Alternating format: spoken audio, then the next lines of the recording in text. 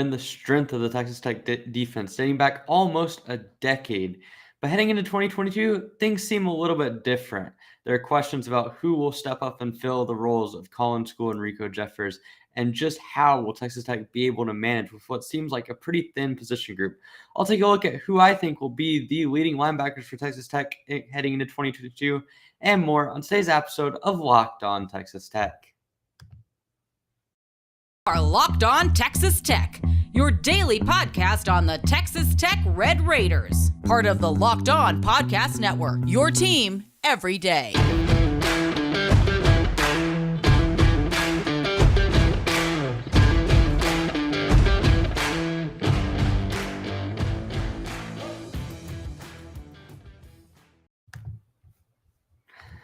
Welcome on to Locked On Texas Tech, everyone. I'm your host, Emery Lida, back again on this Wednesday talking about position previews.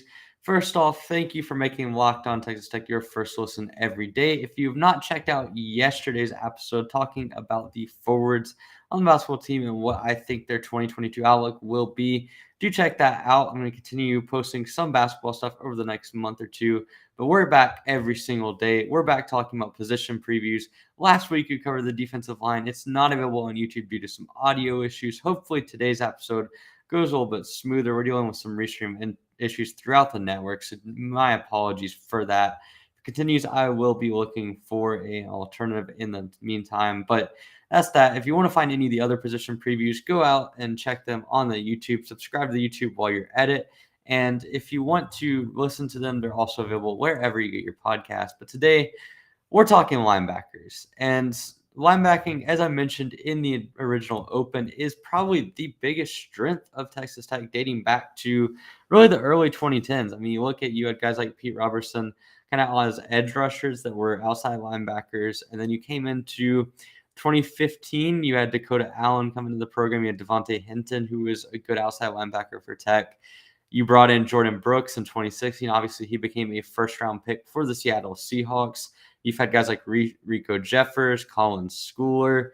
Even in recent years, guys like Jacob Morganson, all of them have had strong seasons for Texas Tech. So the linebacking group has consistently been a strength of this team. I mean, you've seen really all of the NFL talent on the defensive end. For the most part, the biggest guys have been the linebackers over the last few years. You've had Dakota Allen and you've had Jordan Brooks. That's one part of it. We've seen conference player of the week with Dakota Allen and Jordan Brooks. We've seen mega tackle numbers from both of those guys. So there's really a lot of reason to be optimistic of what those guys were able to bring to the table. And you look at what a guy like Riko Jeffers did throughout his college career at Texas Tech, and it was spectacular. I mean, even a guy down the line, someone like Evan Rambo had a good impact back in 2019. Xavier Benson, before he kind of had the medical issues or the personal issues, kind of had a really big impact as well. Like, these are all guys that have had impacts over the years, but this is really the first season that we've came into in a while where there really isn't the established veterans of this group that come in with massive pedigree, and the depth as well is not quite what it's been in years past. And to understand why that's the case, we have to look really back to 2021, where you had Colin Schooler, who led the team in tackles, was a massive asset for the Red Raiders. He ended up with 87 tackles last season and a really good pass rusher as well. Also had a couple interceptions. He was good in pass coverage. Really everything you can ask for in a linebacker, Colin Schooler provided. You also had a guy like Cozy Eldridge as well, who was a good pass rusher, and as well as that was able to have decent coverage skills as well. And then also you had guys like Brandon Boyer Randall, and then I mentioned Riko Jeffers. Those guys had solid seasons. Krishan Merriweather, who does come back, he had a good season as well. So you had all of that depth at linebacker led by Colin Schooler. And really, I mean, this was as deep of a linebacking group really in the entire conference. And it was built through the transfer portal for the most part outside of Jeffers. You had all the reason in the world to think that those guys were going to produce, and for the most part, the run defense was really good as a result. And this season, there simply is not that much. You lose Jeffers to graduation. You lose Schooler to graduation.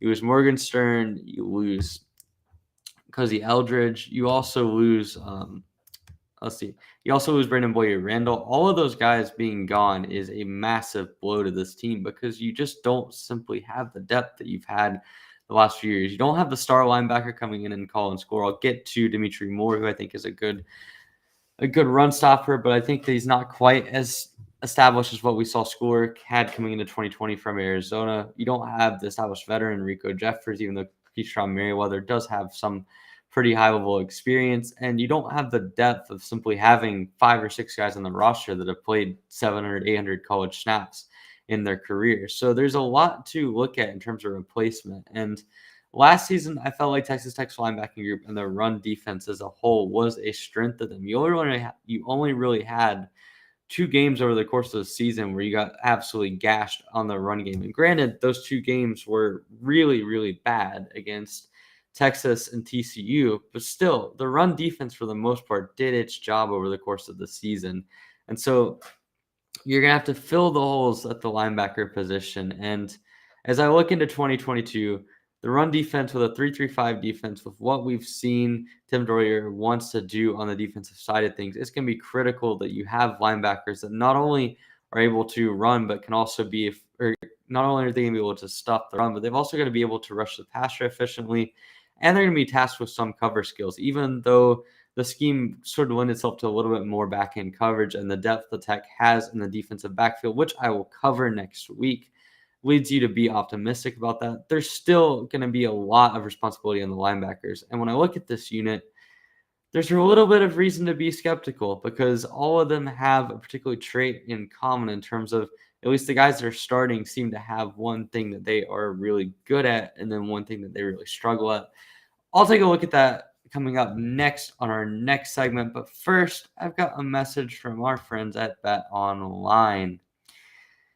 BetOnline.net is the fastest and easiest way to check in on all your betting needs. Find all your favorite sports and events at the #1 online source for odds, lines, and games.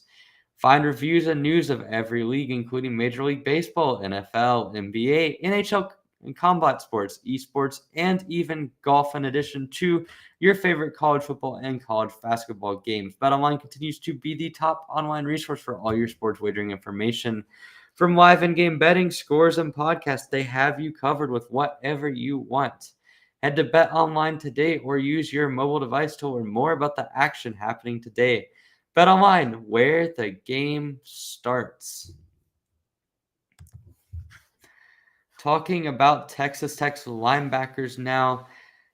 Already spent a few minutes talking about last season where you had guys like Riko Jeffers and Colin Schooler in the fray. And really, those guys, for the most part, had a lot of versatility. Schooler, in particular, was good in pass coverage. He was a good pass rusher. He could be utilized in blitz packages.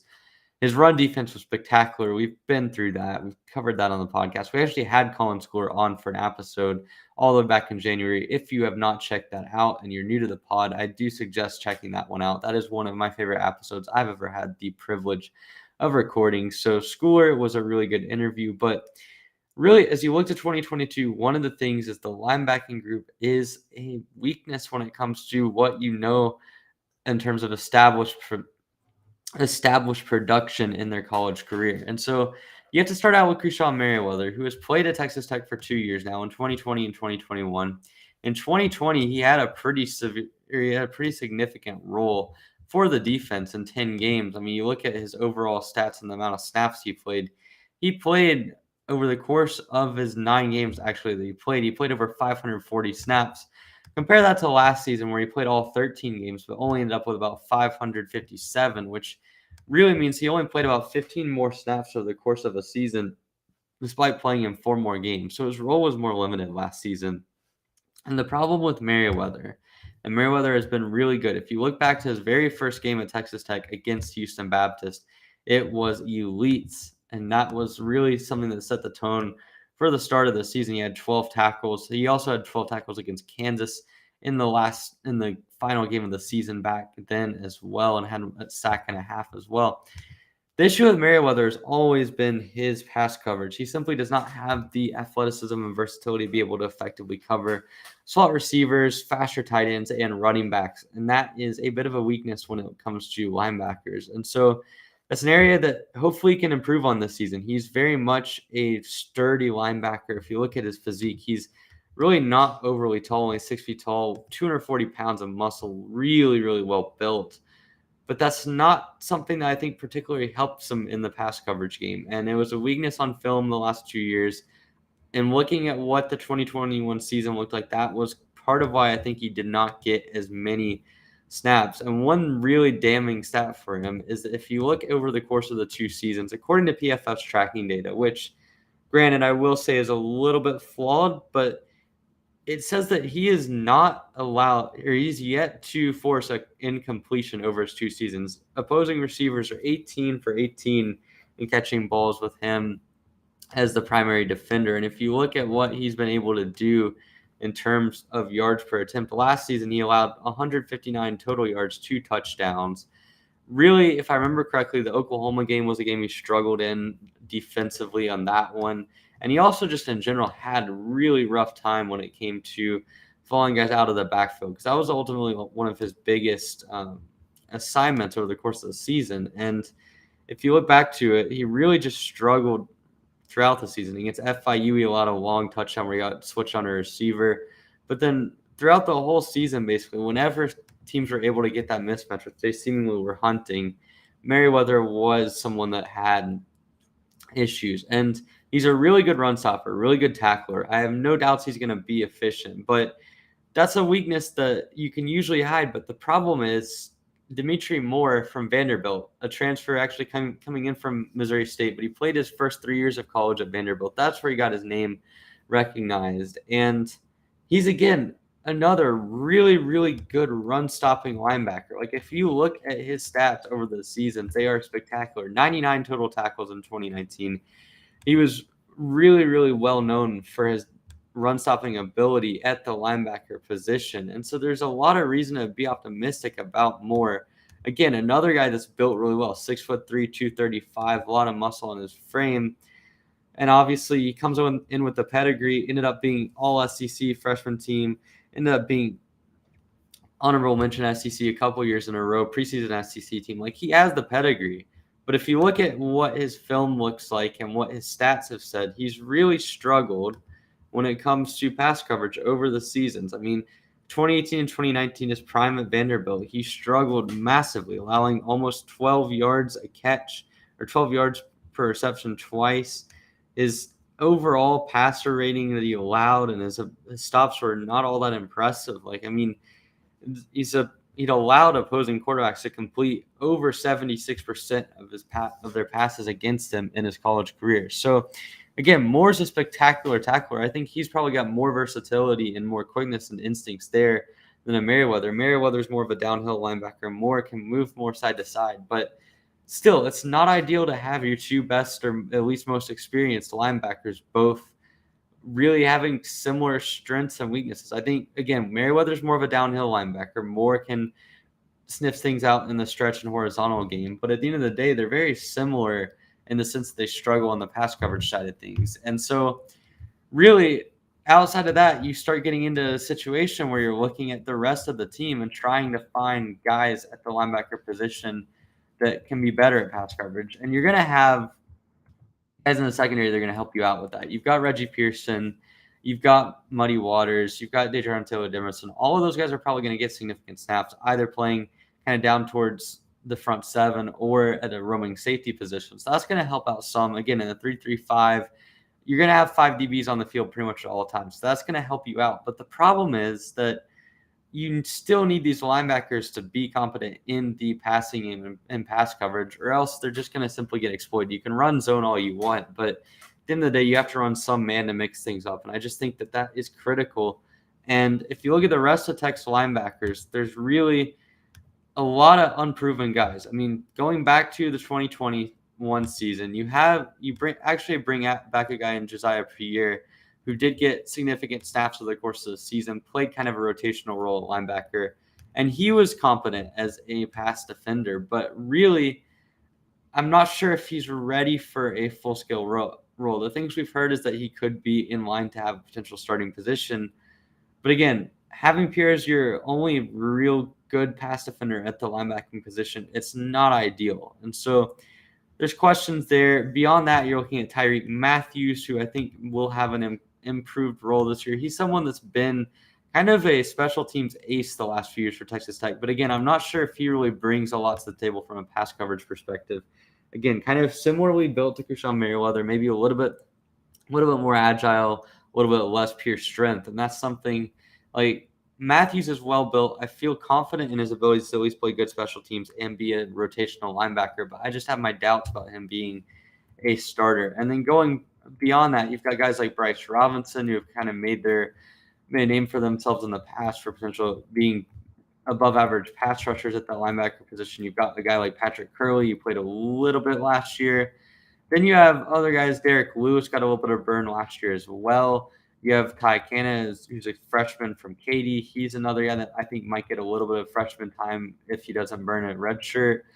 And then you're really just looking at guys that I have a hard time envisioning being in the rotation. I mean, another guy that's intriguing is Jacob Rodriguez, a transfer from Virginia. He ended up switching to the linebacker position after playing his freshman year at Virginia at the running back slot. But I'm struggling to see where the versatile linebackers are going to be. And I'm not saying that's going to be a guaranteed weakness, because I do think the secondary and the safety abilities for Texas Tech are going to make up for the pass coverage deficiencies. But it's concerning to me because the only guys I can see that are really like positive pass defenders, and that will probably end up being a guy like Jacob Rodriguez, maybe Tavares Elston is a guy that looked like his high school tape looked really good from a pass coverage standpoint. But everyone else, for the most part, seems to be more of the run-stopping instinctive linebacker. And it's just going to be tough to see those guys being able to hold up in man-to-man coverage. So a little bit less, or I guess I'm a little bit more pessimistic about that. But coming up next, I'm going to talk about how I see the linebacker rotation and who starts. And I'll give a little bit of optimism because I do think there are some things to like. But first, we have a message from some of our sponsors.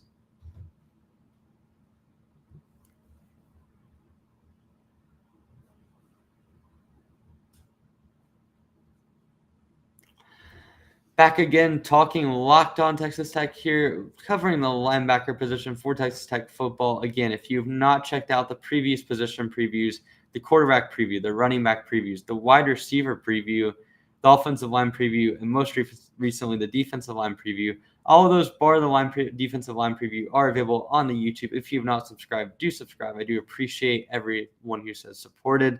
We continue to get closer to 500 subscribers. But talking about the linebacker position, it's just the pass coverage is continuously something that gives me a little bit of pause. But looking at how I see the actual rotation slotted in. So if you look at the system Tim DeRuyter runs, it is a 3-3-5 system. So that means you're going to have 3 down linemen, you're going to have 3 guys at the linebacker position, and 5 defensive backs. At the linebacker position, I would be shocked if Dimitri Moore and Krishan Merriweather are not starting from day one. Merriweather probably on the interior as the Mike linebacker. You might see Dimitri Moore as an outside linebacker, kind of playing more of a hybrid role. But those two are almost guaranteed. A guy that I could see starting on the outside is Josiah Pierre. Again, the 3rd most snaps on the team heading into this year. He could factor in as well. Another guy I expect to be in the rotation is Jacob Rodriguez. But really, I think that it's going to be something where early on in the season, you're trying to rotate in a number of guys, whether that be Bryce Robinson, again, Ty Canna, the freshman, I am high on him. Derrick Lewis is a guy that had limited snaps last season, showing that he could be a rotational member this year as well. He's more of kind of somewhere a balance between what you have in Dimitri Moore and Krishan Merriweather. So I think that you're going to see those guys get some rotational burn. But I see Merriweather, Moore, and then one of Tyreek Matthews or Josiah Pierre starting from day one. I'll go ahead and put my name into the Josiah Pierre hat, but certainly it could be any one of those guys. I think when you look at expectations for the linebacking group, really the run stopping, I'm very optimistic. I think you have 2 of the best run stoppers in the Big 12 in Dimitri Moore and Krishan Merriweather. The numbers back it up for Moore being one of the top 10 leading tacklers in the SEC 2 straight years. He's someone that has a lot of experience on the field, almost 2,000 career snaps. He'll probably hit that in the first game of the season against Murray State. So there's a lot of reason to be optimistic about Moore. Again, someone that's racked up the tackles over his career, over 200, almost 2,000 snaps. He's someone that in the running game is going to be elite. Passing game a little bit sketchy, but we'll see. Merriweather, again, same thing. Someone that at Texas Tech has had his elite games over the years. He was the leading tackler in game one against Houston Baptist in 2020. Had a couple strong games, such as against Kansas and Baylor in that season as well. Last season, he struggled a little bit, but certainly the run stopping talent is there. And I am extremely confident about this unit against the run. You add in what the defensive line has done, and I really do think the expectations for Texas Tech this year should be on the defensive end. The run stopping ability is going to be there from the linebackers. I am confident of that. Injuries might be a question mark because if you lose one of Moore and Merriweather, then the alternative to it is suddenly you're having to start really guys that have only played a handful of college snaps, and that can be really sketchy. But I'm confident that Moore and Merriweather are going to carry the load on the defensive end. I just think that the only thing you have to worry about is the pass coverage. And who knows, maybe someone will step up. I certainly think you have a host of different options that are inexperienced that could have strong impacts, but it's just going to be difficult to really tell exactly who will make that impact until day one. But certainly Merriweather and Moore are your leading guys. Then beyond that, you've got guys like Matthews who've had situational roles in the past, and you have young guys like Tavares Elston, and then Ty Cannon, even a guy like Bryce Robinson, who's been in the program for 3 years, but is kind of still hasn't gotten a lot of snaps over the course of his college career. He could factor in as well. So there's a lot of reason to be optimistic about this team, but it's just something where you're going to have to trust the process and see exactly how things play out for Texas Tech. And so with that said, that wraps up the linebacker preview. I'm sorry if this one's a little bit more pessimistic than some of the other ones, but I do think that this is going to be one of the most sketchy position groups for Texas Tech this season. But with that said, there still is a lot of talent and a lot of reason to be optimistic. And speaking of optimism, if you want some optimism on this team, stay tuned to my Twitter account. I'm going to be posting a thread of information in the near future. You can follow that at Eraser41. You can follow the official Locked On Texas Tech Twitter account at Locked On TTU. Again, talking about the Twitter thread, I will say it will be in about a week or two, but I'm going to have quite a bit of insight both on the football team as a whole, as well as the quarterback position. I've been working on a couple of deep dives on that, so stay tuned. Anyways, Twitter accounts, as I mentioned, Eraser41 on Twitter, as well as Locked On TTU. You can check out Locked On Texas Tech wherever you get your podcast, whether it be Spotify, Apple Pod, wherever we have you covered. And on YouTube, I do appreciate all the subscriptions. As I mentioned early in the episode, we're close to 500 subs. Really do appreciate all the support there. It means a lot to me, and we're just continuing to grow this. We're going to be on every single day of the offseason, heading into the football season, starting on September 3rd against Murray State. Going to have some neat in-season stuff coming up this season. Stay on the lookout for that. But in the meantime, thank you for making Locked On Texas Tech your first listen every day. If you want a second listen to Locked On Big 12. My friend Josh Neighbors hosts it. He does an excellent job. You get all the information you need to know about Locked On, or about the Big 12, about college football in the Big 12, about realignment news, everything in addition to weekly roundtables with some of Locked On Big 12's best analysts, and it's on every single day, just like Locked On Texas Tech, wherever you get your podcasts, or on YouTube. Locked On Big 12 with Josh Neighbors has you covered. Make it your second listen today. In the meantime, I will see you tomorrow.